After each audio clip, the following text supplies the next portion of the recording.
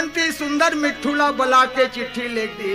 लिखा थे राजा नल अभी दमयंती पाना है तो तत्काल जैसे खबर जाए उठे और रथ लेके आजा। आजा जैसे कृष्ण रुक्मणी हरण करी वैसे तैसे भैया याद देखो सुआ के गला में चिट्ठी डाल बांध दी। और जैसे सुआ के गल में चिट्ठी बांधी और भैया जाके राजा नल के दरबार में पहुंचे। राजा नल उसके बार घोड़ा तैयार करता। अच्छा जी मदना मना मोहन है माली मदना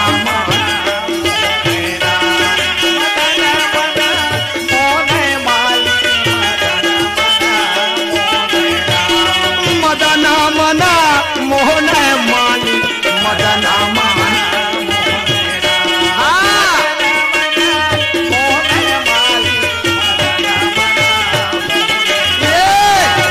बंसी बाजे अधीराज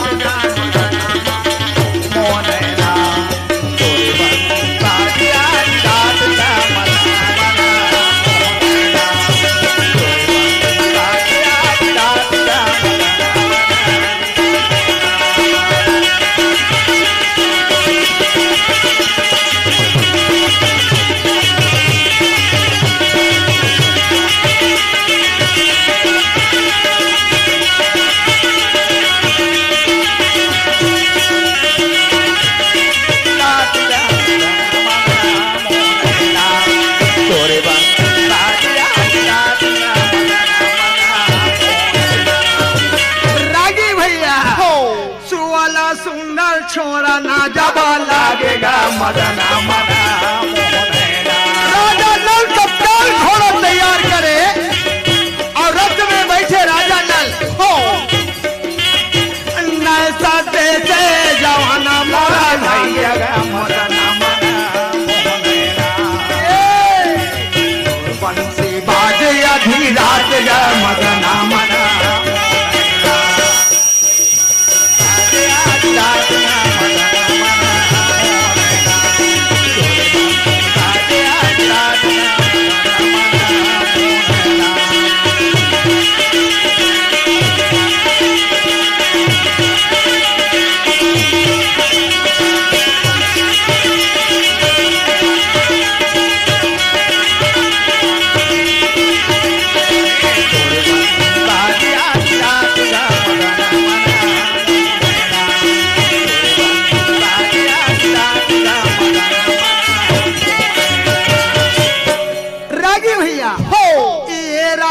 रथ लेके सुंदर पहुंचे विदर्भ देश में। वाह भैया जी राजा भीमक के राज में पहुंचे। बड़े बड़े राजा धीराजा सब लाइन लगे बैठे।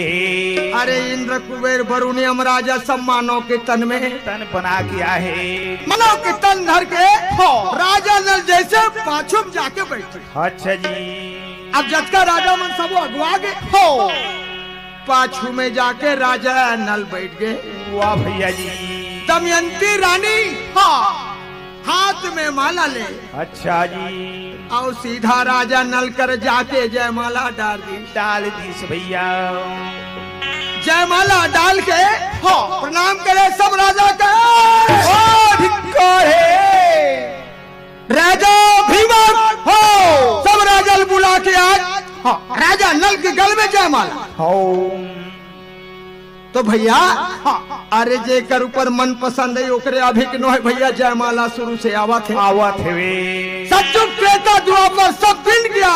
त्रेता द्वापर आज कलयुग में घलो होत भैया मन पसंद। ए भैया राजा इंद्र कुमार वरुण अमराज कथे कलयुग कथे में देख लूं भैया। वाह जी कलयुग कथे चलो समय पाक बाद में राजा के मजा बता लूं। ऐसे मोर घुसा के मारे गई मोर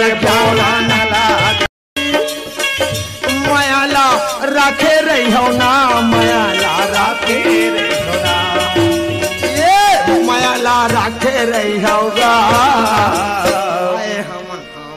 तुम्हार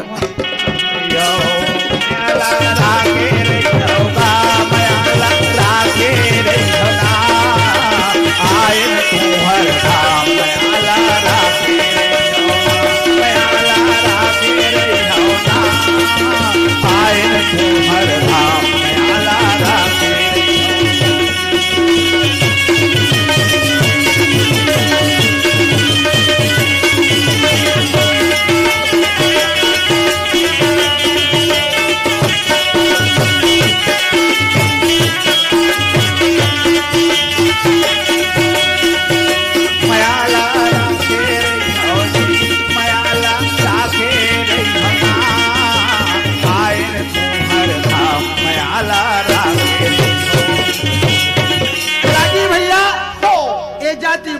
हो जी। अरे राम जन्म राजा भय और शंकर जात ब्रह्मा जात कुम्हारे शंकर जात फकीरे। अरे राम जन्म में राजा भय तब कृष्ण जात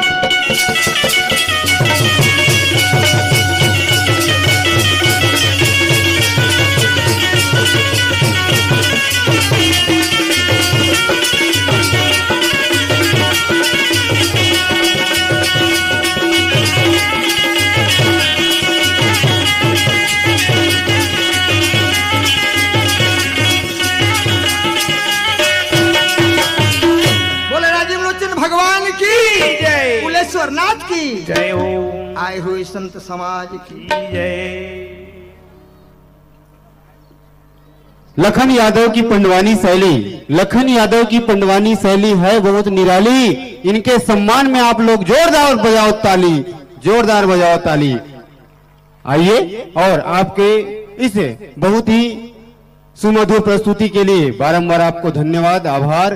और आपके सम्मान के लिए मैं आमंत्रित कर रहा हूं आदरणीय श्री ब्रह्मदत्त शास्त्री जी, पंडित परिषद के सदस्य है, आदरणीय श्री कन्हैया महाराज जी और आदरणीय हमारे बीच पंडित जी उपस्थित हैं। आप लोगों से निवेदन कि आप आए और आपके कर कमलों से आदरणीय लखनलाल यादव जी प्रख्यात पंडवानी गायक, आपका स्वागत अभिनंदन और सम्मान होना है।